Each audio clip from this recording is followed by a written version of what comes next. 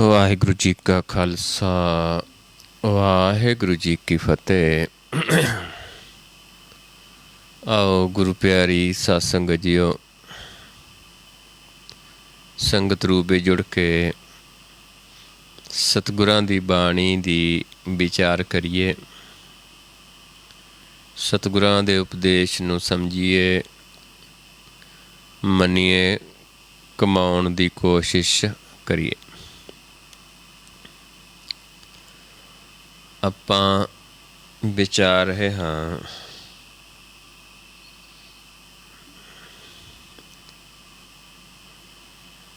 ਆਸਾ ਰਾਗ ਦੇ ਵਿੱਚ ਮਹੱਲੇ 5ਵੇਂ ਦੀ ਬਾਣੀ। ਕੱਲ ਆਪਾਂ ਵਿਚਾਰਦੇ ਸੀ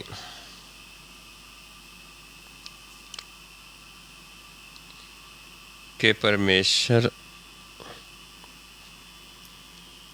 ਸਾਰੇ ਜੀ ਜੰਤ ਉਸ ਦੇ ਹੱਥ ਵਿੱਚ ਨੇ ਅਤੇ ਸਾਰਿਆਂ ਦਾ ਸਦਾ ਹੀ ਸੰਗੀ ਸਾਥੀ ਵੀ ਹੈ, ਕਿਉਂਕਿ ਸਰਬ ਵਿਆਪਕ ਹੈ, ਜਰੇ ਜਰੇ 'ਚ ਹੈ, ਕਣ ਕਣ ਦੇ ਵਿੱਚ ਹੈ, ਘਟ ਘਟ ਦੇ ਵਿੱਚ ਹੈ। ਇਸ ਕਰਕੇ ਸਾਰਿਆਂ ਦਾ ਸਾਥੀ ਹੈ। ਜੀ ਜੰਤ ਸਭ ਤਾਕੈ ਹਾਥ, ਰਬ ਰਹਿਆ ਪ੍ਰਭ ਸਭ ਕੈ ਸਾਥ। ਸਾਰੇ ਉਹਦੇ ਹੱਥ 'ਚ ਨੇ, ਸਾਰਿਆਂ ਦੇ ਸਾਥ ਵਸਦਾ ਹੈ। ਪੂਰਾ ਗੁਰ ਪੂਰੀ ਬਣਤ ਬਣਾਈ। ਆਪ ਪ੍ਰਭੂ ਕਿਰਪਾ ਕਰਦਾ ਹੈ, ਪੂਰਾ ਗੁਰ ਪੂਰੀ ਬਣਤ ਬਣਾਉਂਦਾ ਹੈ। ਨਾਨਕ ਭਗਤ ਮਿਲੀ ਵਡਿਆਈ। ਅਤੇ ਸਤਿਗੁਰੂ ਸਮਝਾਉਂਦੇ ਕਿ ਹੁਣ ਸਾਨੂੰ ਵਡਿਆਈ ਮਿਲੀ ਹੈ ਭਗਤੀ ਦੀ। ਹਾਲਾਂਕਿ ਸਾਰਿਆਂ ਦਾ ਸੰਗੀ ਸਾਥੀ ਵੀ ਹੈ, ਸਾਰੇ ਉਹਦੇ ਹੱਥ ਵਿੱਚ ਨੇ, ਲੇਕਿਨ ਮਨੁੱਖਾ ਜਨਮ ਦੇ ਵਿੱਚ ਆਪ ਪ੍ਰਭੂ ਕਿਰਪਾ ਕਰਦਾ ਹੈ, ਪੂਰਾ ਗੁਰ ਦੁਆਰਾ ਪੂਰੀ ਬਣਤ ਬਣਾਉਂਦਾ ਹੈ ਅਤੇ ਫਿਰ ਆਪਣੇ ਜਨਾਂ ਨੂੰ ਇਹ ਵਡਿਆਈ ਬਖਸ਼ਿਸ਼ ਕਰਦਾ ਹੈ ਭਗਤੀ ਦੀ। ਇੱਥੇ ਤੱਕ ਆਪਾਂ ਕੱਲ੍ਹ ਵਿਚਾਰ ਕੀਤੀ ਸੀ। ਆਓ ਅਗਲੇ ਸ਼ਬਦ ਦੀ ਆਪਾਂ ਵਿਚਾਰ ਕਰਦੇ ਹਾਂ।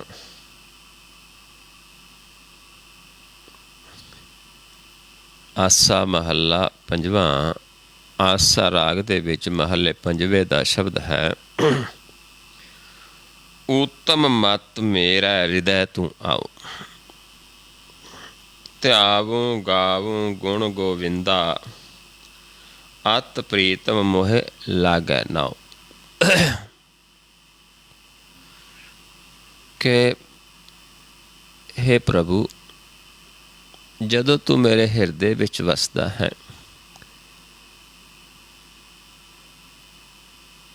ਤੇ ਫਿਰ ਮੇਰੀ ਮੱਤ ਉੱਤਮ ਹੋ ਜਾਂਦੀ ਹੈ। ਇਸ ਕਰਕੇ ਕਿਰਪਾ ਕਰ, ਤੂੰ ਮੇਰੇ ਹਿਰਦੇ ਦੇ ਵਿੱਚ ਵਸ, ਮੇਰੇ ਹਿਰਦੇ ਦੇ ਵਿੱਚ ਵਸ ਜਾ, ਮੇਰੀ ਮੱਤ ਉੱਤਮ ਹੋ ਜਾਏਗੀ ਅਤੇ ਫਿਰ ਮੈਂ ਤੈਨੂੰ ਧਿਆਵੂੰਗਾ ਵੀ, ਗਾਵੂੰਗਾ ਵੀ ਤੇਰੇ ਗੁਣ। ਧਿਆਵੂੰ ਗਾਵੂੰ ਗੁਣ ਗੋਬਿੰਦਾ, ਅਤ ਪ੍ਰੀਤਮ ਮੋਹਿ ਲਾਗੈ ਨਾਉ। ਤੇਰਾ ਨਾਮ ਵੀ, ਤੂੰ ਵੀ ਅਤੇ ਤੇਰਾ ਨਾਮ ਦੋਨੋਂ ਹੀ ਮੈਨੂੰ ਅਤ ਪਿਆਰੇ ਲੱਗਣ। ਤੂੰ ਮੇਰੇ ਹਿਰਦੇ ਦੇ ਵਿੱਚ ਆ ਕੇ ਬਸ, ਤਾਂ ਕਿ ਮੇਰੀ ਮੱਤ ਉੱਤਮ ਹੋ ਜਾਵੇ। ਮੈਂ ਤੈਨੂੰ ਧਿਆਵਾਂ ਵੀ, ਤੇਰੇ ਗੁਣ ਵੀ ਗਾਵਾਂ, ਅਤੇ ਤੂੰ ਅਤੇ ਤੇਰਾ ਨਾਮ ਦੋਨੋਂ ਹੀ ਮੈਨੂੰ ਅਤ ਦੇ ਪਿਆਰੇ ਲੱਗਣ।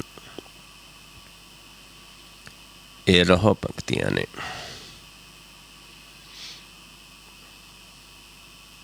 ਆਓ ਸ਼ਬਦ ਸ਼ੁਰੂ ਕਰਦੇ ਹਾਂ। ਗੁਰ ਕੈ ਸ਼ਬਦ ਬਣਾਵੋ ਇਹ ਮਨ। ਗੁਰ ਦੇ ਘੜਦਾ ਹਾਂ, ਮਨ ਦੀ ਘਾੜਤ ਘੜੀ ਜਾਂਦੀ ਹੈ।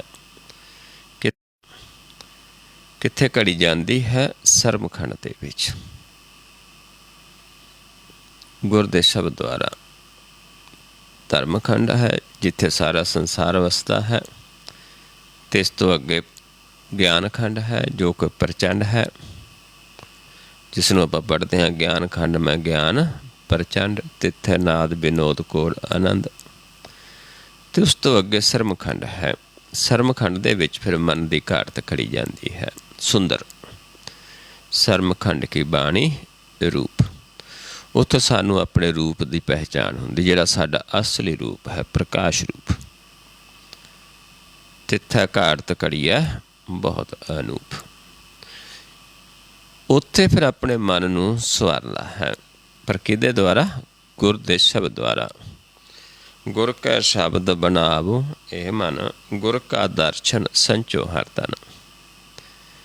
ਵੀ ਗੁਰ ਦਾ ਦਰਸ਼ਨ ਕਰਨਾ ਹੈ, ਇਹ ਸੰਚਣਾ ਹੈ, ਇਹ ਹਰੀ ਦਾ ਤਨ ਹੈ।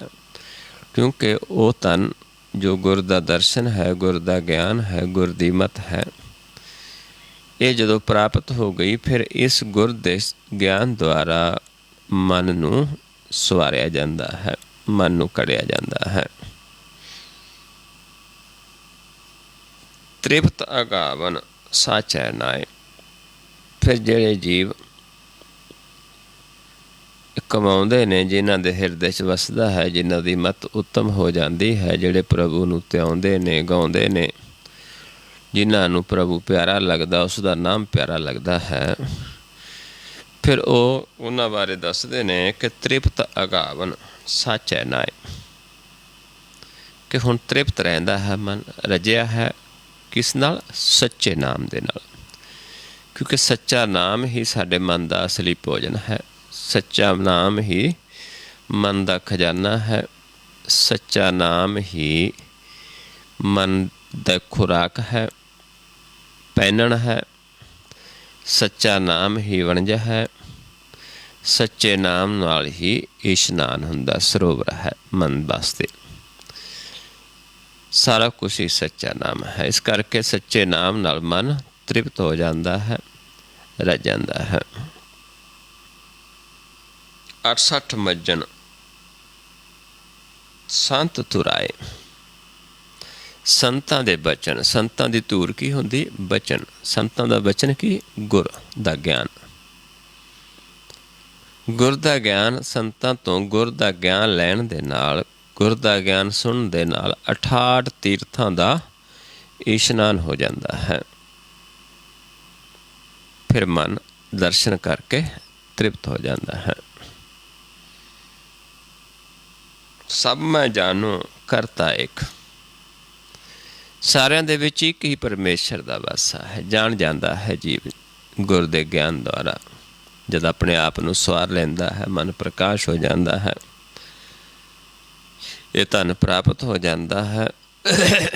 ਫਿਰ ਸਾਨੂੰ ਪਤਾ ਚੱਲ ਜਾਂਦਾ ਹੈ ਕਿ ਸਾਰਿਆਂ 'ਚ ਆਪ ਵਸਦਾ ਹੈ, ਇੱਕ ਹੀ ਪਰਮੇਸ਼ਰ ਹੈ, ਇੱਕ ਪਰਮੇਸ਼ਰ ਦੀ ਹੀ ਸਾਰਿਆਂ ਦੇ ਵਿੱਚ ਜੋਤ ਹੈ।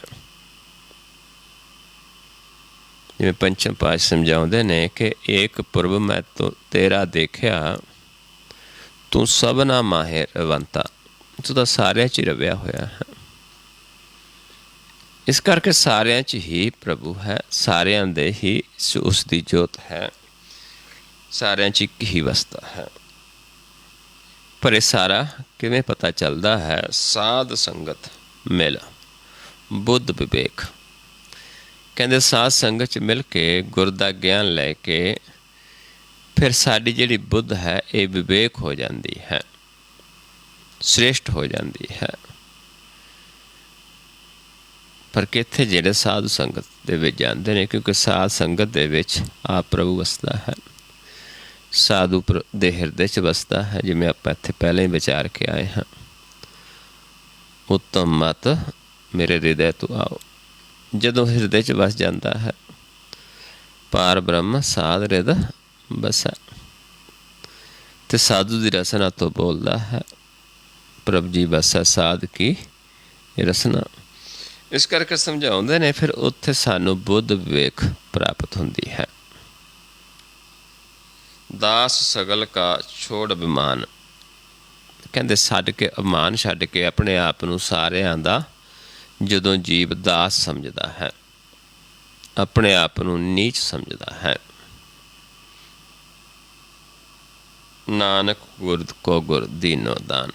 ਇਸ ਅਵਸਥਾ ਦੇ ਵਿੱਚ ਜਦੋਂ ਕਹਿੰਦੇ ਜੀਵ ਚੱਲਦਾ ਹੈ, ਜਿਵੇਂ ਇੱਥੇ ਵੀ ਸਮਝਾਇਆ ਕਿ ਇਸ ਅਵਸਥਾ 'ਚ ਅਸੀਂ ਮੰਗਿਆ ਪ੍ਰਭੂ ਨੂੰ ਕਿ ਆ ਕੇ ਸਾਡੇ ਹਿਰਦੇ 'ਚ ਬਸ ਸਾਡੀ ਮਤ ਉੱਤਮ ਹੋਵੇ।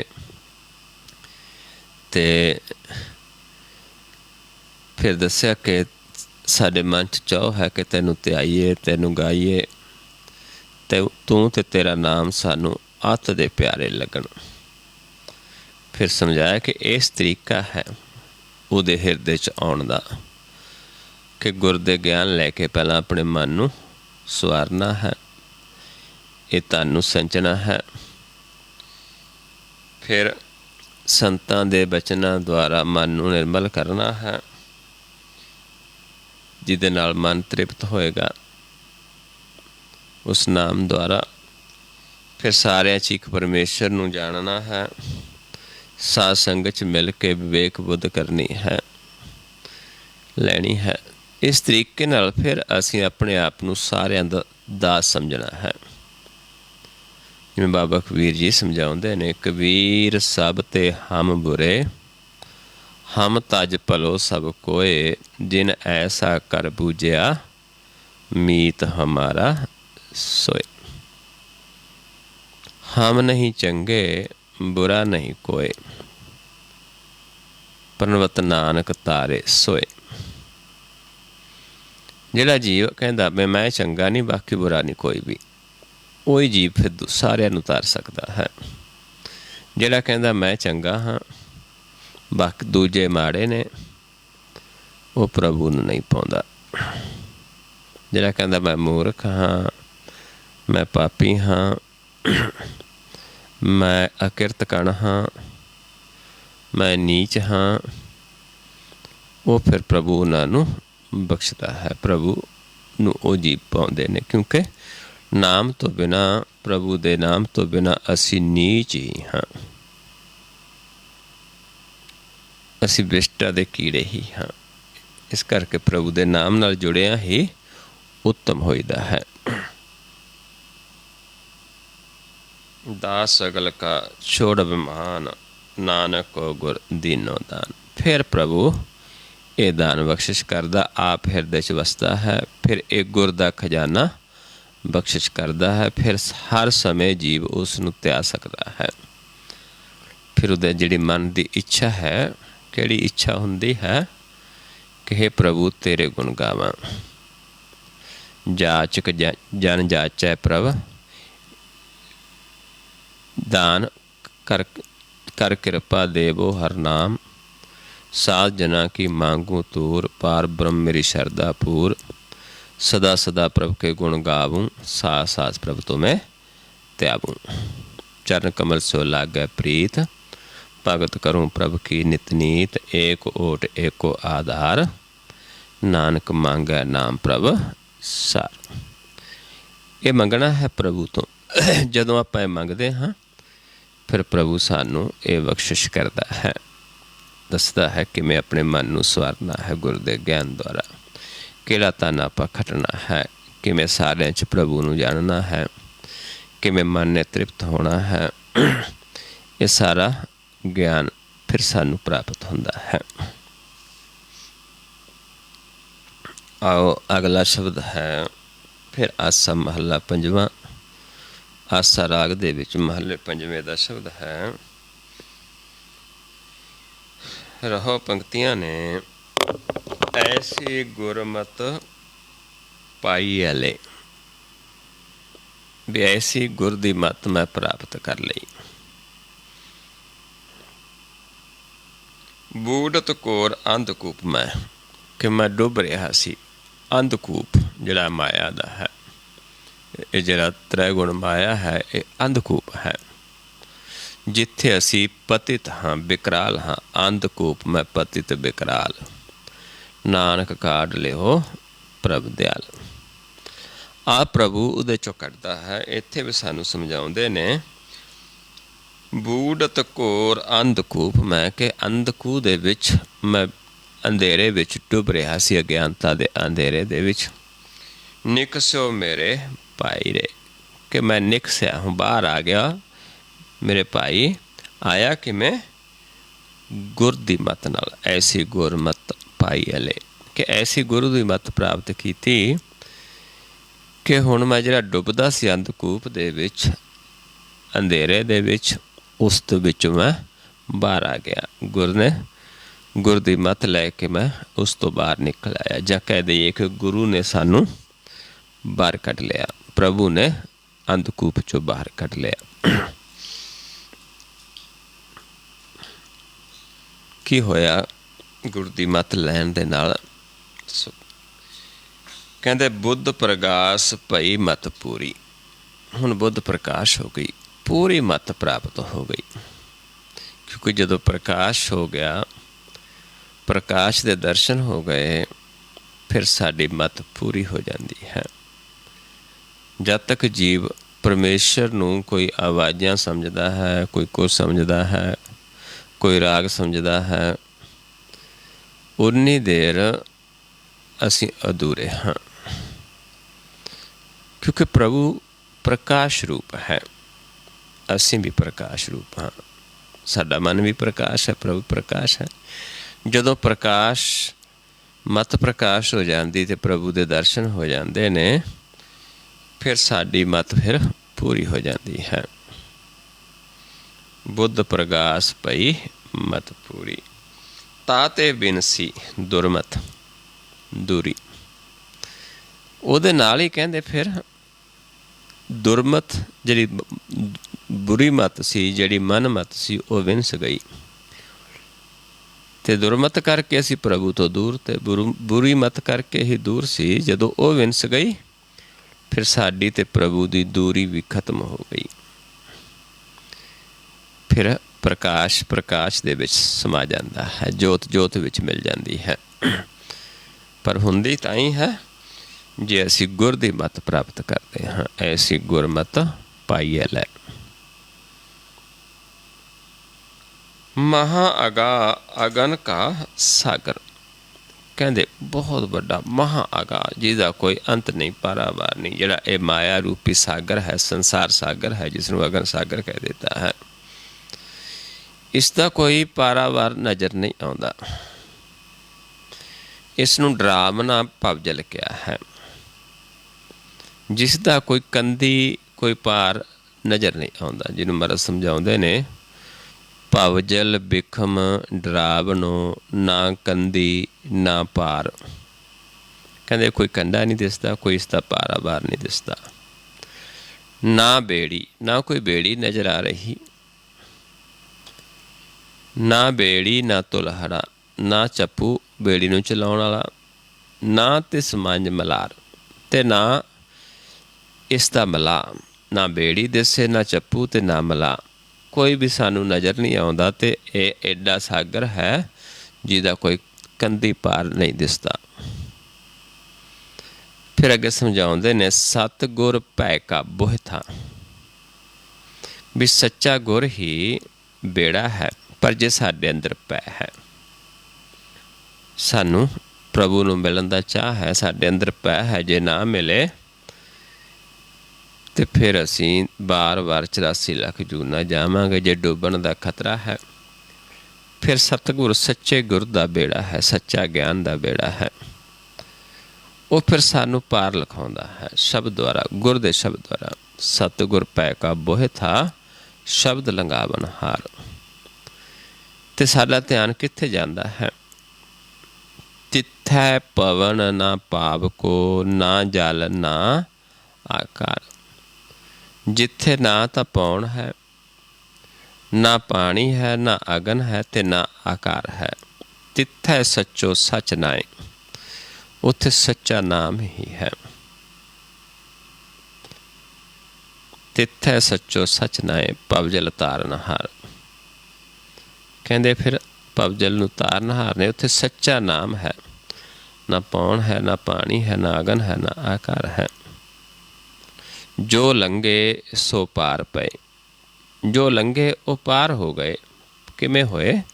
ਸਤਿਗੁਰ ਸੋ ਚਿਤ ਲਾਏ, ਸੱਚੇ ਗੁਰ ਦੇ ਨਾਲ ਚਿੱਤ ਜੋੜ ਕੇ ਉਹ ਪਾਰ ਹੋ ਗਏ।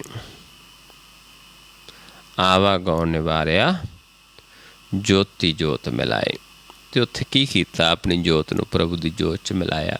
ਜਦੋਂ ਜੋਤ 'ਚ ਮਿਲ ਗਈ ਅਤੇ ਆਵਾਗਮਨ ਖਤਮ ਹੋ ਜਾਂਦਾ ਹੈ। ਹੁਣ ਇੱਥੇ ਵੀ ਉਹ ਸਮਝਾ ਰਹੇ ਨੇ, ਕਹਿੰਦੇ ਮਹਾਂ ਅਗਾਹ ਅਗਨ ਕਾ ਸਾਗਰ ਗੁਰ ਬੋਹਿਤ ਤਾਰੇ ਰਤਨਾਗਰ। ਗੁਰ ਬੋਹਿਤ ਹੈ, ਬੇੜਾ ਹੈ ਰਤਨਾਂ ਦਾ। ਗੁਰ ਦਾ ਸ਼ਬਦ, ਗੁਰ ਕਾ ਸ਼ਬਦ ਰਤਨ ਹੈ, ਉਹ ਸਾਨੂੰ ਤਾਰਦਾ ਹੈ। ਗੁਰ ਦਾ ਗਿਆਨ, ਗੁਰ ਦਾ ਸ਼ਬਦ, ਗੁਰ ਦੀ ਸਿੱਖ, ਬਹੁਤ ਸਾਰੇ ਨਾਮ ਨੇ ਜਿਸ ਨੂੰ ਸੱਚਾ ਗੁਰ ਕਹਿ ਦਿੱਤਾ ਹੈ। ਗੁਰ ਬੋਹਿਤ ਤਾਰੇ ਰਤਨਾਗਰ, ਕਹਿੰਦੇ ਫਿਰ ਉਹ ਸਾਨੂੰ ਤਾਰਦਾ ਹੈ ਇਸ ਭਵ ਸਾਗਰ ਚੋਂ, ਤੇ ਕਿੱਥੇ ਲੈ ਜਾਂਦਾ ਹੈ? ਜਿੱਥੇ ਰਤਨ ਨੇ, ਜਿੱਥੇ ਨਾਮ ਦਾ ਖਜ਼ਾਨਾ ਹੈ। ਭਵ ਸਾਗਰ ਤੋਂ ਪਾਰ ਮਾਲਕ ਵਸਦਾ ਹੈ। ਸਾਡੇ ਤੇ ਪਰਮੇਸ਼ਰ ਦੇ ਵਿਚਾਲੇ ਕੀ ਆ ਗਿਆ?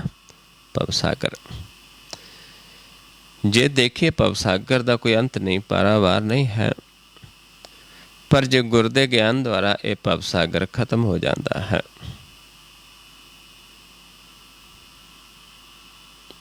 ਤੇ ਫਿਰ ਇੰਨਾ ਨੇੜੇ ਮਾਲਕ ਹੋ ਜਾਂਦਾ ਹੈ ਕਿ ਹੱਥਾਂ ਤੋਂ ਵੀ ਨੇੜੇ, ਜੋ ਰਤਨਾਂ ਦਾ ਸਾਗਰ ਹੈ। ਇੱਕ ਮਾਇਆ ਦਾ ਸਾਗਰ, ਅਗਨ ਦਾ ਸਾਗਰ ਹੈ, ਇੱਕ ਰਤਨਾਂ ਦਾ ਸਾਗਰ ਹੈ। ਦੁੱਤਰ ਅੰਧ ਬਿਖਮ ਇਹ ਮਾਇਆ, ਦੂਜੀ ਇਹ ਮਾਇਆ ਹੈ। ਅਗਿਆਨਤਾ ਦੇ ਵਿੱਚ ਪੈ ਕੇ ਜਿਹੜੀ ਮਾਇਆ ਹੈ, ਬੇਸ਼ੱਕ ਇਹ ਮਾਇਆ ਵੀ ਹਰੀ ਦਾ ਰੂਪ ਹੀ ਹੈ, ਇਹ ਵੀ ਸੰਸਾਰ ਤੁਮ ਦੇਖਦੇ ਇਹ ਹਰ ਕਾ ਰੂਪ ਹੈ, ਪਰ ਇਹ ਉਨੀ ਦੇਰ ਹਰੀ ਦਾ ਰੂਪ ਨਹੀਂ ਦਿਸਦੀ ਜਿੰਨੀ ਦੇਰ ਗੁਰ ਦੀ ਮੱਤ ਪ੍ਰਾਪਤ ਨਹੀਂ ਕਰਦੇ।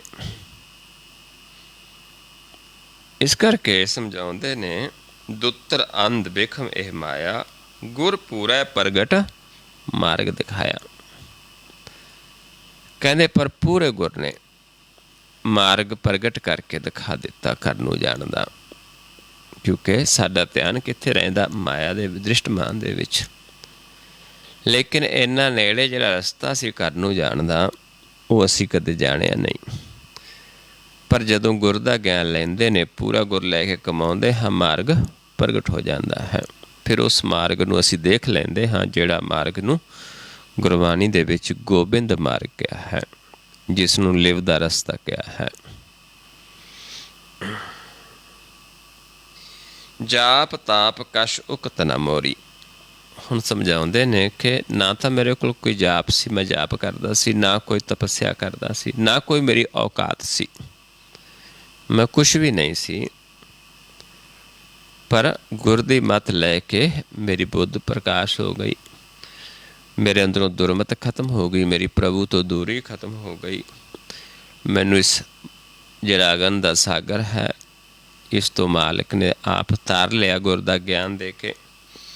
ਗੁਰ ਦੇ ਬੇੜੇ ਦੁਆਰਾ ਇਹ ਜਿਹੜੀ ਮਾਇਆ ਹੈ, ਅੰਧੀ ਮਾਇਆ ਸੀ, ਜਿੱਥੇ ਮੈਨੂੰ ਗਿਆਨ ਨਹੀਂ ਸੀ, ਪੂਰੇ ਗੁਰੂ ਨੇ ਮੈਨੂੰ ਮਾਰਗ ਪ੍ਰਗਟ ਕਰਕੇ ਦਿਖਾ ਦਿੱਤਾ।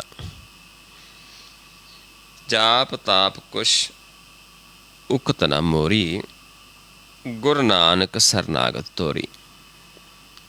ਜਦੋਂ ਉਸ ਪ੍ਰਭੂ ਦੀ ਸ਼ਰਨ ਦੇ ਵਿੱਚ ਗਏ ਗੁਰ ਦੇ ਗਿਆਨ ਦੁਆਰਾ, ਫਿਰ ਸਾਰਾ ਕੁਛ ਪ੍ਰਕਾਸ਼, ਬੁੱਧ ਪ੍ਰਕਾਸ਼ ਹੋ ਗਈ, ਮਤ ਪੂਰੀ ਹੋ ਗਈ, ਦੂਰੀ ਖਤਮ ਹੋ ਗਈ, ਦੁਰਮਤ ਖਤਮ ਹੋ ਗਈ। ਪਰ ਤਾਂ ਹੀ ਹੁੰਦੀ ਹੈ ਜਦੋਂ ਜੀਵ ਕਹਿੰਦਾ ਹੈ, ਜੇ ਕੁਛ ਸਮਝਦਾ ਵੀ ਮੇਰੇ ਕੋਲ, ਮੈਂ ਤਾਂ ਜੀ ਤਪੱਸਿਆ ਕਰਦਾ ਹਾਂ, ਮੈਂ ਤਾਂ ਜਾਪ ਕਰਦਾ ਹਾਂ, ਮੈਂ ਤਾਂ ਇੰਨੀ ਬਾਣੀ ਪੜ੍ਹਦਾ ਹਾਂ, ਫਿਰ ਪ੍ਰਭੂ ਨੂੰ ਨਹੀਂ ਪਾਉਂਦਾ। ਕਿਉਂਕਿ ਪ੍ਰਭੂ ਚਾਹੁੰਦਾ ਹੈ ਕਿ ਮੇਰੇ ਕੋਲ ਜੀਵ ਖਾਲੀ ਹੋ ਕੇ ਆਵੇ, ਖਾਲੀ ਭਾਂਡਾ ਲੈ ਕੇ ਆਵੇ, ਨਿਰਮਲ ਭਾਂਡਾ, ਆਪਣਾ ਗਿਆਨ ਨਾ ਵਿੱਚ ਹੋਵੇ, ਆਪਣੀ ਮਤ ਨਾ ਹੋਵੇ। ਫਿਰ ਉਹ ਸਾਡੇ ਭਾਂਡੇ ਦੇ ਵਿੱਚ ਉਹ ਮਤ ਪਾਉਂਦਾ ਹੈ ਜਿਹੜੀ ਉੱਤਮ ਮਤ ਹੈ, ਜਿਹੜੀ ਵਿਵੇਕ ਬੁੱਧ ਹੈ।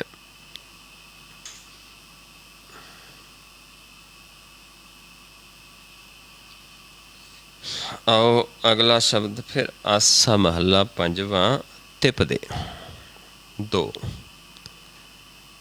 ਜਿਵੇਂ ਦੋ ਪਦੇ ਨੇ, ਇੱਕ ਪਦਾ, ਦੋ ਪਦੇ, ਇੱਦਾਂ ਤਿਰਪਦੇ, ਤਿੰਨ ਪਦੇ ਜਿਹਨੂੰ ਕਹਿੰਦੇ, ਚੌਪਦੇ, ਪੰਜ ਪਦੇ, ਇੱਦਾਂ ਬਾਣੀ ਲਿਖੀ ਹੈ। ਇਹ ਤਿਪਦੇ ਨੇ, ਤਿੰਨ ਪਦੇ, 2 शब्द ने ते पदियां दे। आओ रहो पंक्तियां ने अस राग दे विच महले 5वें दियां। हर रस पीवै अलमस्त मतवारा, आन रसा सब होशेरे। कहते जिहड़ा जीव हरि दे रस नूं पींदा है और उहदे च मस्त रहिंदा है, मतवारा हो जाता है, उहदे च लुप्त हो जाता है।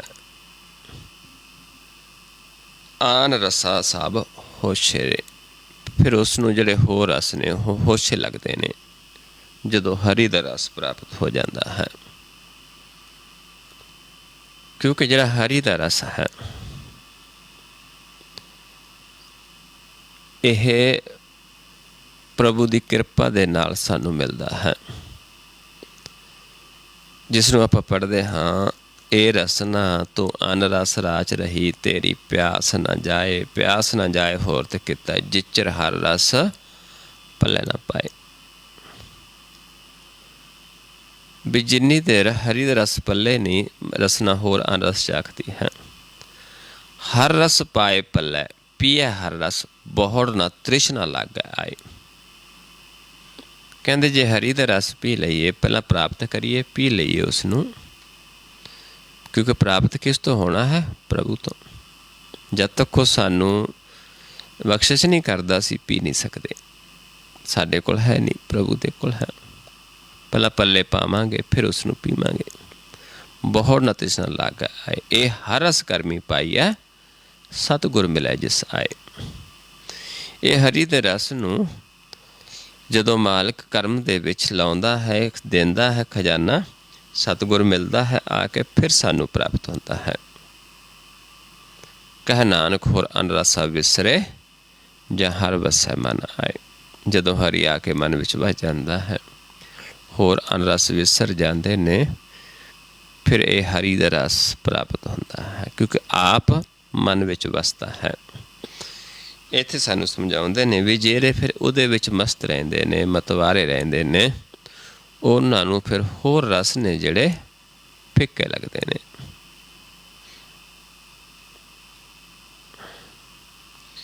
आओ शब्द शुरू करते हैं। हर रस पीवत सद ही राता, कहते हरि दा रस पींदा है, सदा रत्या रहिंदा है उसदे विच। आन रसा खिन मैं लह जाता, जिहड़े होर रस ने थोड़े चिर दे रस ने, उस तो बाद फिर उन्हां दी भुख लगती है, फिर प्यास लगती है। लेकिन इत्थे असीं उहदे विच ही रहिंदे हाँ, पर पींदे किहदे द्वारा हाँ? जिवें ये रस्ता आपां रस इत्थे पींदे हाँ, उत्थे जिहड़ा तृप्त होना है, हर वक्त साडा ध्यान प्रभु च जुड़िया रहिंदा है। मन नेत्रां च है, इस करके नेत्र भिजे रहिंदे ने उस प्रभु दे विच, नाम दे विच। हर अमृत पिन्ने लोए ना, मन प्रेम रतना राम राजे। मन राम कसवट्टी लाया कंचन सोविना। इस करके प्रगट हो जाता है हिरदे दे विच, फिर मन तृप्त रहिंदा है। जिहड़े होर रस ने कुछ समय तो बाद उन्हां दा असर खत्म हो जाता है, लेकिन ये रस ऐसा है कि असीं सदा ही इसनूं पी सकते हाँ, सदा ही देख सकते हाँ। हर रस के माते मन सदा आनंद, कहते हरि दे रस दे विच जिहड़े मस्त ने, उन्हां दा मन सदा आनंद विच रहिंदा है। आन रसा मैं व्यापै चिंद, जिहड़े होर रस ने उन्हां दे विच चिंता व्यापदी है कि हुण पीता है, दोबारा फिर पीना है, मिलेगा नहीं है, मिलेगा किवें प्राप्त करना है, क्योंकि थोड़े चिर ते बाद उहदा असर खत्म हो जाता, फिर लेना पैंदा है रस। लेकिन ये सदा तृप्त रहिंदे हैं, क्योंकि ऐसा रस है जिहड़ा कदे खत्म नहीं हुंदा।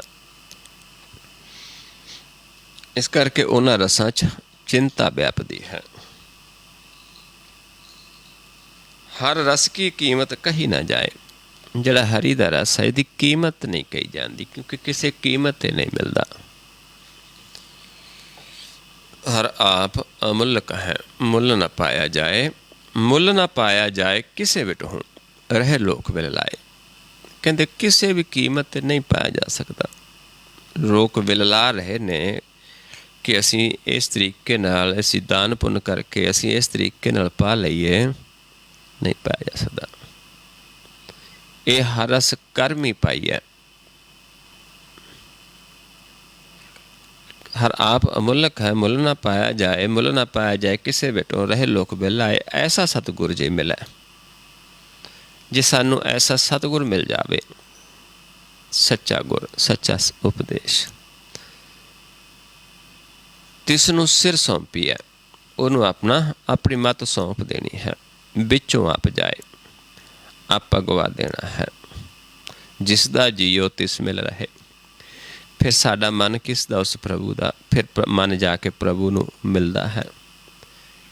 ਹਰ ਵਸੇ ਮਨ ਆਏ, ਫਿਰ ਹਰੀ ਮਨ ਵਿੱਚ ਵਸਦਾ ਹੈ। ਅਸੀਂ ਮਨ ਪ੍ਰਭੂ ਨੂੰ ਸੌਂਪਾਂਗੇ ਤੇ ਪ੍ਰਭੂ ਸਾਡੇ ਮਨ ਵਿੱਚ ਵਸਦਾ ਹੈ। ਜਦ ਤੱਕ ਅਸੀਂ ਸੌਂਪਦੇ ਨਹੀਂ ਵਸਦਾ। ਹਰ ਆਪ ਅਮੁੱਲਕ ਹੈ, ਭਾਗ ਤਿਨਾ ਕੇ ਨਾਨਕਾ, ਜਿਨ ਹਰ ਪੱਲੇ ਪਾਏ। ਕਹਿੰਦੇ ਭਾਗਾਂ ਦੇ ਉਹਨਾਂ ਦੇ ਵੱਡ ਭਾਗੇ ਨੇ ਜਿਨ੍ਹਾਂ ਨੇ ਹਰੀ ਨੂੰ ਆਪਣੇ ਹਿਰਦੇ 'ਚ ਵਸਾ ਲਿਆ ਹੈ। ਪਰ ਅਮੁੱਲ ਹੈ, ਕਿਸੇ ਕੀਮਤ 'ਤੇ ਨਹੀਂ ਪਾਇਆ ਜਾਂਦਾ। ਇਸ ਕਰਕੇ ਇਹਦੀ ਕੋਈ ਕੀਮਤ ਨਹੀਂ ਹੈ। ਹਰ ਰਸ ਕੀ ਕੀਮਤ ਕਹੀ ਨਾ ਜਾਏ, ਹਰ ਰਸ ਸਾਧੂ ਹਾਟ ਸਮਾਏ। ਹਰੀ ਦਾ ਰਸ ਹੈ ਕਿੱਥੇ? ਸਾਧੂਆਂ ਦੇ ਹੱਟ 'ਤੇ। ਸਾਧੂ ਕੌਣ ਨੇ? ਜਦੋਂ ਮਨ ਪ੍ਰਭੂ 'ਚ ਸਮਾ ਜਾਂਦਾ ਤੇ ਪ੍ਰਭੂ ਮਨ ਵਿੱਚ ਸਮਾ ਜਾਂਦਾ ਹੈ।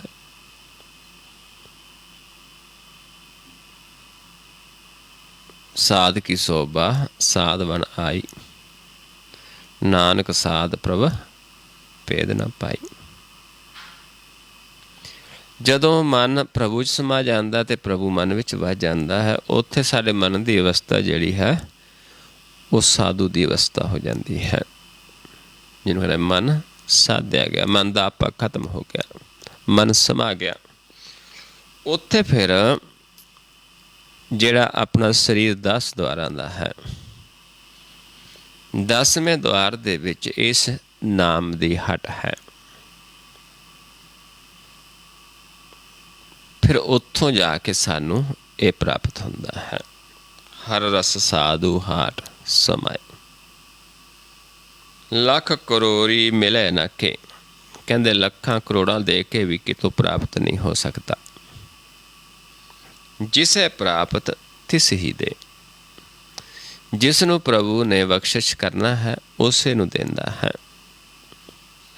ਜੋ ਜਿਹਨੂੰ ਪ੍ਰਭੂ ਇਸ ਦੇ ਯੋਗ ਸਮਝਦਾ ਹੈ, ਜਿਹੜਾ ਆਪਾ ਤਿਆਗਦਾ ਹੈ, ਜਿਹੜਾ ਆਪਣੇ ਆਪ ਨੂੰ ਸਗਲ ਕੀ ਰੀਨਾ ਕਰਦਾ ਹੈ। ਜਾ ਕਾ ਮਨ ਹੋਏ ਸਗਲ ਕੀ ਰੀਨਾ, ਹਰ ਹਰ ਨਾਮ ਤਿਨ ਘਟ ਘਟ ਚੀਨਾ।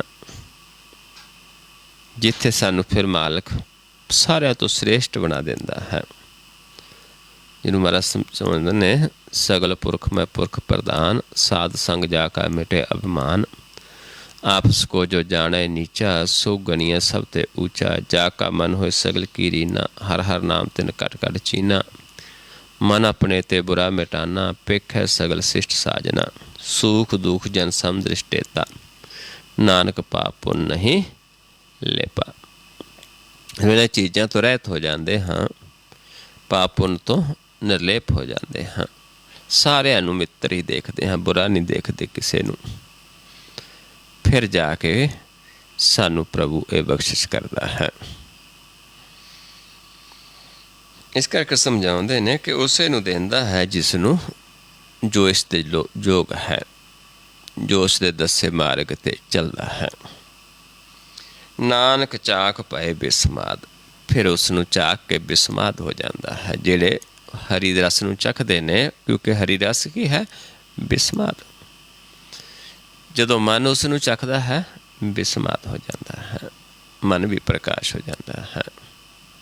ਬਿਸਮਨ ਬਿਸਮ ਪਏ ਬਿਸਮਾਦ, ਜਿਨ ਬੂਝਿਆ ਤਿਸ ਆਇਆ ਸਵਾਦ। ਪ੍ਰਭ ਕੇ ਰੰਗ ਰਾਚ ਜਿਨ ਰਹੇ, ਗੁਰ ਕੇ ਬਚਨ ਪਦਾਰਥ ਲਹੇ। ਗੁਰ ਦੇ ਬਚਨ ਦੁਆਰਾ ਨਾਨਕ ਗੁਰ ਤੇ ਆਇਆ ਸਾਧ। ਕਹਿੰਦੇ ਸਾਧ ਕਿੱਥੋਂ ਪ੍ਰਾਪਤ ਹੋਇਆ ਹੈ? ਗੁਰ ਦੇ ਗਿਆਨ ਤੋਂ। ਗੁਰ ਲੈ ਕੇ, ਗੁਰ ਨੂੰ ਕਮਾਉਣ ਦੇ ਨਾਲ ਹੀ ਸਾਧ ਪ੍ਰਾਪਤ ਹੋਇਆ। ਫਿਰ ਉਸ ਨੂੰ ਚੱਖ ਕੇ ਮਨ ਵੀ ਬਿਸਮਾਦ ਹੋ ਗਿਆ। ਈਤ ਊਤ ਕਤ ਛੋੜ ਨਾ ਜਾਏ, ਫਿਰ ਕਦੇ ਛੱਡ ਕੇ ਨਹੀਂ ਜਾਂਦਾ। ਜਦੋਂ ਇਹ ਰਸ ਪ੍ਰਾਪਤ ਹੋ ਗਿਆ, ਹਰੀ ਦਾ ਰਸ, ਨਾ ਲੋਕ 'ਚ ਸਾਤੋਂ ਵਿਛੜੇ ਅਤੇ ਨਾ ਪਰਲੋਕ 'ਚ, ਕਿਉਂਕਿ ਪਰਲੋਕ 'ਚ ਤਾਂ ਹੈ ਹੀ ਹਰੀ ਦਾ ਰਸ ਇਕੱਲਾ। ਇੱਥੇ ਮਾਇਆ ਵੀ ਹੈ, ਲੇਕਿਨ ਇੱਥੇ ਵੀ ਸਾਨੂੰ ਨਹੀਂ ਵਿਸਰਦਾ, ਇੱਥੇ ਵੀ ਛੱਡ ਕੇ ਨਹੀਂ ਜਾਂਦਾ। ਅਤੇ ਅੱਗੇ ਤਾਂ ਫਿਰ ਜਾ ਕੇ ਅਸੀਂ ਉਸੇ ਦੇ ਵਿੱਚ ਹੀ ਵਸਣਾ ਹੈ। ਨਾਨਕ ਗੀਤਾ ਹਰ ਰਸ ਮਾਹੇ। ਅਤੇ ਸਤਿਗੁਰ ਸਮਝਾਉਂਦੇ ਨੇ ਕਿ ਅਸੀਂ ਤਾਂ ਭਾਈ ਉਸ ਦੇ ਵਿੱਚ ਹੁਣ ਮਸਤ ਹਾਂ, ਤ੍ਰਿਪਤ ਹਾਂ ਹਰੀ ਦੇ ਨਾਮ ਦੇ ਵਿੱਚ। ਪਰ ਮਿਲਿਆ ਕਿਵੇਂ ਹੈ? ਜਦੋਂ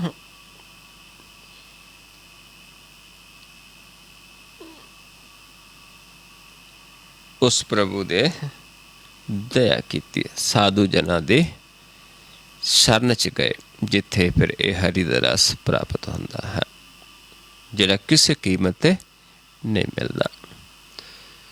ਸੋ ਆਓ ਆਪਾਂ ਵੀ ਉਸੇ ਹੱਟ 'ਤੇ ਜਾਣਾ ਹੈ। ਸਾਰਿਆਂ ਦੇ ਅੰਦਰ ਹੈ ਇਹ ਹੱਟ। ਮਾਲਕ ਕਿੱਥੇ ਬੈਠਾ? ਸਾਰਿਆਂ ਦੇ ਅੰਦਰ ਬੈਠਾ ਹੈ। ਜਿਵੇਂ ਆਪਾਂ ਦੇਖਦੇ ਹਾਂ, ਹਰਿਮੰਦਰ ਸਾਹਿਬ ਜਾਂਦੇ ਹਾਂ, ਅਕਾਲ ਤਖਤ ਸਾਹਿਬ ਹੈ। ਹਰਿਮੰਦਰ ਕੀ ਹੈ? ਬੇੜਾ ਜੋ ਸਾਨੂੰ ਭਵਸਾਗਰ 'ਚੋਂ ਪਾਰ ਕਰਕੇ ਲੈ ਜਾਂਦਾ ਹੈ। ਕਿੱਥੇ ਜਾਂਦੇ ਹਾਂ? ਉੱਥੋਂ ਬਾਅਦ ਆਪਾਂ ਅਕਾਲ ਤਖਤ ਸਾਹਿਬ। ਅਕਾਲ ਤਖਤ ਸਾਹਿਬ ਦੇ ਵਿੱਚ ਤੋਸ਼ਾਖਾਨਾ ਬਣਿਆ ਹੈ। ਤੋਸ਼ਾਖਾਨਾ ਹੁੰਦਾ ਜਿੱਥੇ ਖਜ਼ਾਨਾ ਹੈ ਨਾਮ ਦਾ ਪਿਆ, ਜਿਹੜਾ ਪਿਓ ਦਾਦੇ ਦਾ ਸਾਡਾ ਖਜ਼ਾਨਾ ਹੈ, ਜਿਹਨੂੰ ਮਹਾਰਾਜ ਸਮਝਾਉਂਦੇ ਨੇ, ਪਿਓ ਦਾਦੇ ਕਾ ਖੋਲ ਡਿੱਠਾ ਖਜ਼ਾਨਾ, ਤੋ ਮੇਰੇ ਮਨ ਪਿਆ ਨਿਧਾਨਾ। ਉੱਥੇ ਤੋਸ਼ਾਖਾਨਾ ਹੈ। ਉੱਥੋਂ ਆਪ ਸਤਿਗੁਰੂ ਸਾਨੂੰ ਇਹ ਖਜ਼ਾਨਾ ਬਖਸ਼ਿਸ਼ ਕਰਦਾ ਹੈ। ਪਰ ਜਦ ਤੱਕ ਅਸੀਂ ਗੁਰ ਦਾ ਗਿਆਨ ਨਹੀਂ ਲੈਂਦੇ, ਭਵਸਾਗਰ ਤੋਂ ਪਾਰ ਨਹੀਂ ਜਾਂਦੇ, ਉਦੋਂ ਤੱਕ ਸਾਨੂੰ ਇਹ ਹਰੀ ਦਾ ਰਸ ਪ੍ਰਾਪਤ ਨਹੀਂ ਹੁੰਦਾ। ਸੋ ਆਓ ਸਮਝੀਏ, ਇੱਥੇ ਕੀ ਹੈ? ਹਰੀ ਪ੍ਰਕਾਸ਼, ਬਿਸਮਾਤ, ਨਾ ਕਿ ਕੋਈ ਹੋਰ ਸਵਾਦ। ਕਿਉਂਕਿ ਬਹੁਤ ਸਾਰੇ ਜੀਵ ਨੇ, ਜਦੋਂ ਅਸੀਂ ਪਾਉਣ ਦੀ ਭਗਤੀ ਕਰਦੇ ਹਾਂ ਤਾਂ ਸਾਡੀ ਰਸਨਾ 'ਤੇ ਇੱਕ ਮਿੱਠਾ ਆਉਣਾ ਸ਼ੁਰੂ ਹੋ ਜਾਂਦਾ ਹੈ। ਕਈ ਜੀਵ ਉਸੇ ਨੂੰ ਨਾਮ ਰਸ ਸਮਝ ਲੈਂਦੇ ਨੇ, ਉਸੇ ਨੂੰ ਹਰੀ ਰਸ ਸਮਝ ਲੈਂਦੇ ਨੇ। ਕਿਉਂਕਿ ਇਸ ਰਸ ਨੂੰ ਕੌਣ ਮਾਣਦਾ ਹੈ? ਮਨ। ਮਨ ਕਿੱਥੇ ਵਸਦਾ ਹੈ? ਨੇਤਰਾਂ ਦੇ ਵਿੱਚ। ਉਸ ਨੂੰ ਬੁੱਝ ਕੇ ਉਹ 'ਚ ਸਮਾਉਂਦਾ ਹੈ, ਉਸ ਨੂੰ ਮਾਣਦਾ ਹੈ। ਮਨ ਹੈ ਹੀ ਨੇਤਰਾਂ ਦੇ ਵਿੱਚ। ਇੱਥੋਂ ਥੱਲੇ ਪਾਉਣ ਹੈ, ਇੱਥੋਂ ਉੱਪਰ ਸੱਚਾ ਪਰਮੇਸ਼ਰ ਹੈ। ਇਹ ਸਾਡੇ ਦੋ ਸੁਰਾਂ ਨੇ, ਈੜਾ ਪਿੰਗਲਾ, ਅਤੇ ਇੱਧਰ ਸੁਖਮਨਾ ਹੈ ਜਿਹੜੀ ਪ੍ਰਗਟ ਹੋਣੀ ਹੈ। ਜਦੋਂ ਸੁਖਮਨਾ ਪ੍ਰਗਟ ਹੋ ਜਾਂਦੀ ਹੈ, ਪਰ ਕਦੋਂ ਹੁੰਦੀ? ਜਦੋਂ ਆਪ ਸਾਨੂੰ ਪ੍ਰਭੂ ਗਿਆਨ ਦਿੰਦਾ ਹੈ। ਫਿਰ ਅਸੀਂ ਸੁਖਮਨਾ ਨੂੰ ਬੁੱਝ ਲੈਂਦੇ ਹਾਂ। ਫਿਰ ਸੱਚੇ ਸ਼ਬਦ ਦੁਆਰਾ ਸਮਾਉਂਦੇ, ਸੱਚ ਉੱਪਰ ਰਹਿ ਜਾਂਦਾ, ਪਾਉਣ ਥੱਲੇ ਰਹਿ ਜਾਂਦੀ ਹੈ। ਜਿਹਨੂੰ ਮਹਾਰਾਜ ਸਮਝਾਉਂਦੇ ਨੇ, ਸੁਖਮਣਾ ਈੜਾ ਪਿੰਗਲਾ ਬੁਝੈ, ਜਾਂ ਆਪੇ ਅਲਖ ਲਖਾਏ, ਨਾਨਕ ਤੇ ਉੱਪਰ ਸਾਚਾ, ਸਤਿਗੁਰ ਸ਼ਬਦ ਸੁਣਾਏ। ਫਿਰ ਅਸੀਂ ਸੁਖਮਣਾ ਇਸ ਪਾਸੇ ਪ੍ਰਗਟ ਹੋ ਜਾਂਦੀ, ਸਾਡੇ ਸੁਖਮਣਾ ਪ੍ਰਕਾਸ਼। ਇੱਥੋਂ ਫਿਰ ਇੱਥੋਂ ਉੱਪਰ ਸੱਚ ਹੈ, ਇੱਥੋਂ ਥੱਲੇ ਪਾਉਣ ਹੈ। ਇੱਧਰ ਪਾਉਣ ਦਾ ਖੇਡ ਚੱਲਦਾ ਹੈ, ਇਹ ਤੋਂ ਉੱਪਰ ਜੋਤ ਦਾ ਖੇਡ ਹੈ। ਸੋ ਆਓ ਪਿਆਰਿਓ, ਆਪਾਂ ਕਿਵੇਂ ਜਾਣਾ ਹੈ, ਕਿਵੇਂ ਕਰਨਾ ਹੈ ਸ਼ਰਨ ਦੇ ਵਿੱਚ, ਜੋ ਕਿ ਸਾਡੇ ਸਾਰਿਆਂ ਦੇ ਸਰੀਰ ਦੇ ਵਿੱਚ 10ਵਾਂ ਦੁਆਰ ਹੈ, ਜਿੱਥੇ ਪ੍ਰਭੂ ਦਾ ਵਾਸਾ ਹੈ, ਜਿੱਥੇ ਇਹ ਸੱਚਾਪਨ ਹੈ। ਉੱਥੇ ਕਿਵੇਂ ਜਾਣਾ ਹੈ? ਸਹਿਜ ਗੁਫਾ ਦੇ ਵਿੱਚ ਦੋਨਾਂ ਨੇਤਰਾਂ ਨੂੰ ਇਸ ਪੁਆਇੰਟ 'ਤੇ ਇੱਕ ਕਰਨਾ ਹੈ। ਦੋਨਾਂ ਨੂੰ ਇੱਕ ਕਰ ਲੈਣਾ ਹੈ। ਆਪਣੀ ਦ੍ਰਿਸ਼ਟੀ ਨੂੰ ਇੱਥੇ ਫੋਕਸ ਕਰ ਲੈਣਾ ਹੈ। ਫੋਕਸ ਕਰਕੇ ਇਹ ਦੇਖਣਾ ਹੈ ਕਿ ਅਸੀਂ ਇੱਕ ਦ੍ਰਿਸ਼ਟ ਹਾਂ ਕਿ ਦੋ ਦ੍ਰਿਸ਼ਟ ਹਾਂ। ਜੇਕਰ ਸਾਨੂੰ ਇੱਥੇ ਦ੍ਰਿਸ਼ਟੀ ਫੋਕਸ ਕਰਨ ਦੇ ਨਾਲ ਨੱਕ ਨਹੀਂ ਦਿਸਦਾ, ਫਿਰ ਆਪਾਂ ਇੱਕ ਦ੍ਰਿਸ਼ਟ ਹਾਂ। ਜੇ ਨੱਕ ਦਿਸਦਾ ਹੈ, ਦੋ ਦ੍ਰਿਸ਼ਟ ਹਾਂ। ਫਿਰ ਆਪਾਂ ਇਹ ਦੇਖਣਾ ਕਿ ਕਿਸ ਪਾਸੇ ਤੋਂ ਦਿਸਦਾ, ਸੱਜੇ ਤੋਂ, ਖੱਬੇ ਤੋਂ ਜਾਂ ਦੋਨੋਂ ਪਾਸੇ ਤੋਂ। ਕਿਉਂਕਿ ਜੇ ਆਪਾਂ ਧਿਆਨ ਨਾਲ ਪਹਿਲਾਂ ਦੇਖ ਲਾਂਗੇ, ਫਿਰ ਸਾਨੂੰ ਧਿਆਨ ਲਾਉਣ ਤੋਂ ਬਾਅਦ ਪਤਾ ਚੱਲ ਜਾਏਗਾ ਵੀ ਹਾਂ, ਧਿਆਨ ਲਗਾਉਣ ਦੇ ਨਾਲ ਇਹ ਸਾਡੇ ਧਿਆਨ ਦੇ ਵਿੱਚ ਤਬਦੀਲੀ ਆਈ ਹੈ।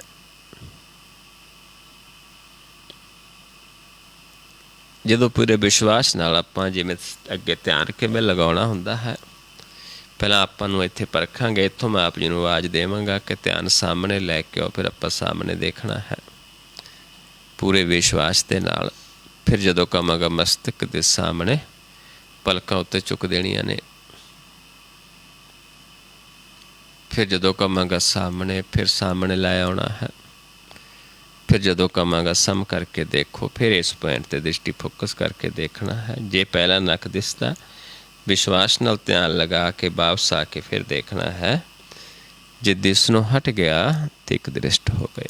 ਜਿਹੜੇ ਵਿਸ਼ਵਾਸ ਕਰਨਗੇ, ਜਿਨ੍ਹਾਂ ਦੇ ਅੰਦਰ ਸ਼ੰਕਾ ਨਹੀਂ ਆਏਗਾ, ਉਹ ਇੱਕ ਦ੍ਰਿਸ਼ਟ ਹੋ ਜਾਣਗੇ। ਜਿਹੜੇ ਸ਼ੰਕਾ ਕਰਦੇ ਨੇ, ਜਿਨ੍ਹਾਂ ਨੂੰ ਪੂਰਨ ਵਿਸ਼ਵਾਸ ਨਹੀਂ ਹੈ, ਉਹ ਫਿਰ ਇੱਕ ਦ੍ਰਿਸ਼ਟ ਨਹੀਂ ਹੁੰਦੇ। ਸੋ ਆਓ ਨੇਤਰ ਸਮ ਕਰਕੇ, ਦ੍ਰਿਸ਼ਟੀ ਇੱਥੇ ਫੋਕਸ ਕਰਕੇ ਆਪਣੇ ਆਪ ਨੂੰ ਦੇਖੀਏ।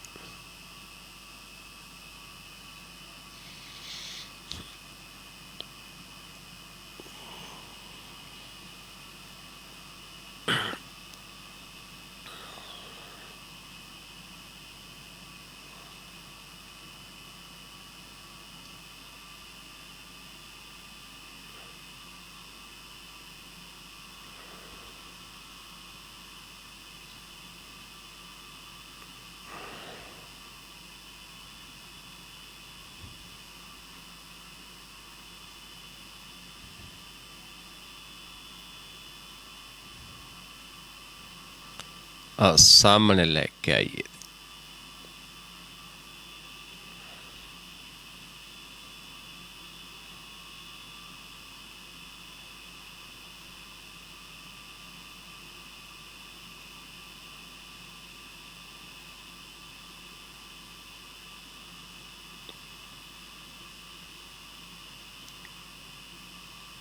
मस्तक दे सामने लै जो ध्यान, पलका उत्ते चुक दो।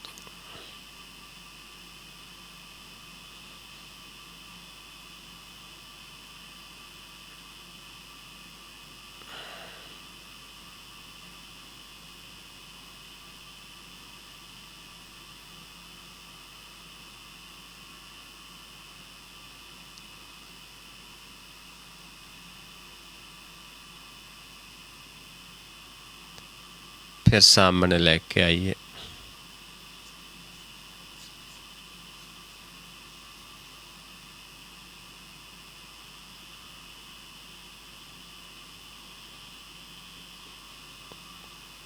फिर सम करके देखिए, एक दृष्ट होके फिर अपने आप को देखिए।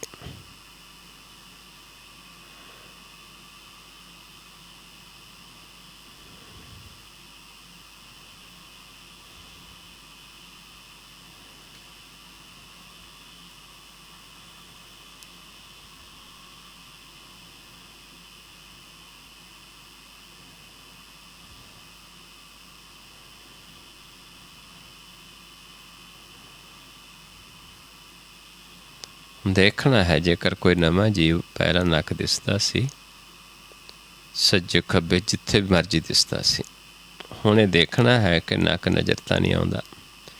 क्योंकि जदों असीं एक दृष्ट हो गए, सानू अपना नक नहीं दिसेगा। इस पासे दिस सकदा हल्का हल्का एक परछावां खब्बे पासे, क्योंकि इस पासे साडी सुखमना प्रगट होनी है।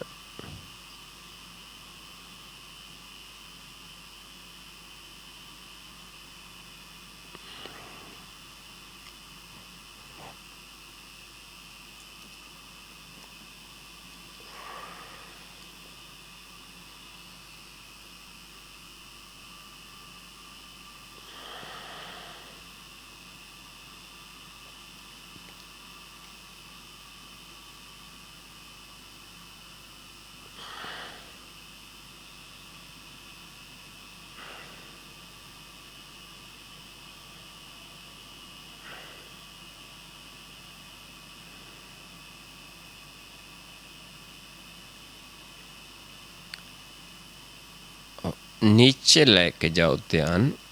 नीचे जिथे भी आप बैठे हाँ, जो थले कपड़ा विछिया है, फर्श है, जो भी है, चादर है, उस तो थोड़ा उपर आप देखने की कोशिश करनी है।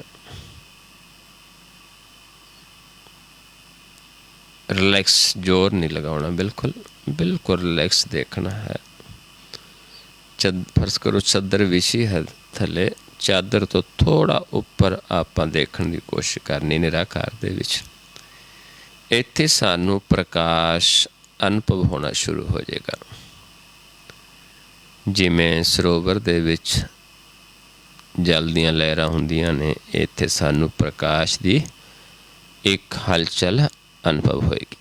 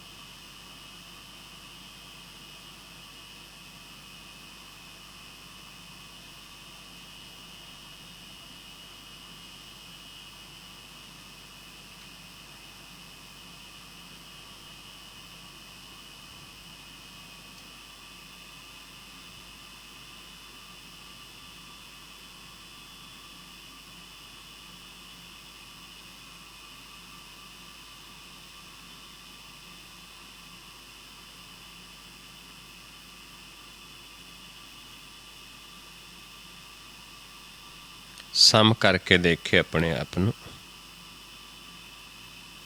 फिर अपने आप नूं सम करके दृष्टि देखिए। दृष्टि फोकस करके अपने आप नूं देखिए। किथे देखना है? इस पॉइंट ते। ये देखना है कि सानू नक ना दिसे। जे दिसेगा प्रकाश रूप दिसेगा, जिमें शीशा हुंदा है, शीशे की तरह आपां नूं नक दिसेगा खब्बे पासे तो।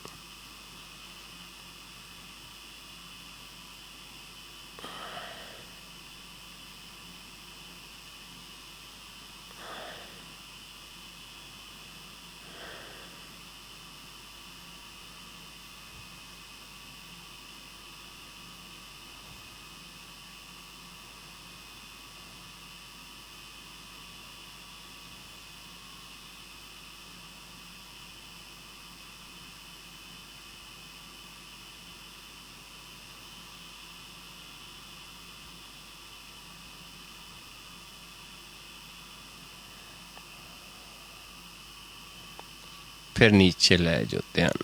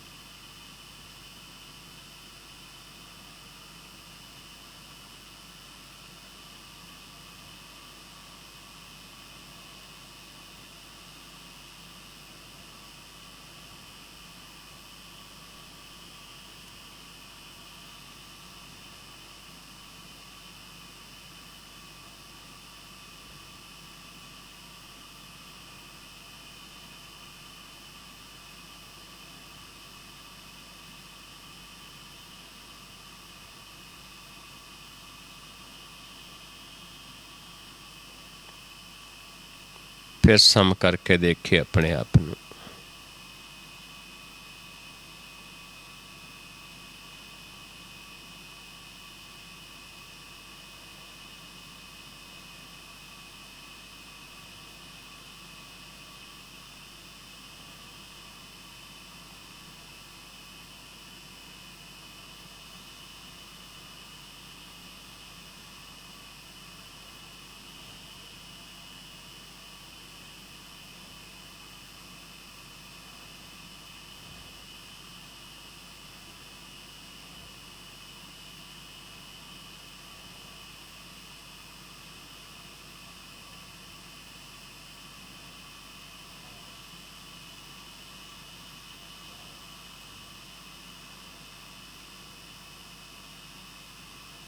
फिर नीचे ले जाओ ध्यान।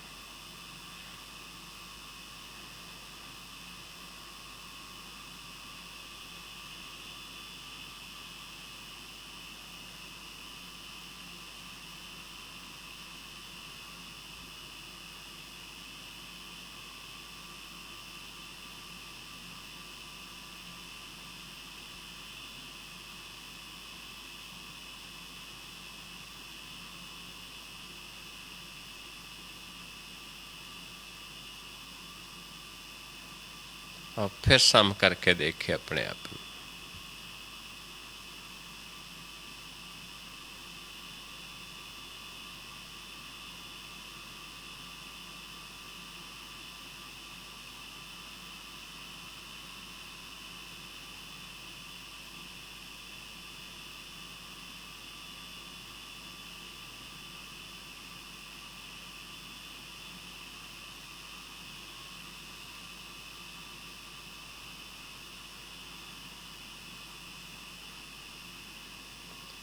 वाहिगुरु जी का खालसा, वाहिगुरु जी की फतेह। सो गुरमुख प्यारिओ, इस तरीके दे नाल आपां ध्यावांगे, लोचांगे, आपां मिटावांगे, फिर आके साडे हिरदे दे विच वसदा है, फिर साडी मत उत्तम कर दिंदा है। फिर जदों मत उत्तम हुंदी है, फिर असीं दूजे जीवां नूं ज्ञान देंदे हां। आप ही देंदा साडे द्वारा, क्योंकि साडी मत उत्तम कर दिंदा, आप साडे मन विच वस दिंदा है, आप चलाउंदा है, फिर असीं चलदे हां। जिवें सुखमनी साहिब दे विच आपां पढ़दे हां भी जिन्हां ते अपना नाम जपाउंदा वो नाम जपदे, जिन्हां तो अपने गुण गवाउंदा वो गुण गाउंदे ने। प्रभु की दया नाल साडा मन प्रकाश हो जाता है, कमल के फुल की तरह खिर जाता है।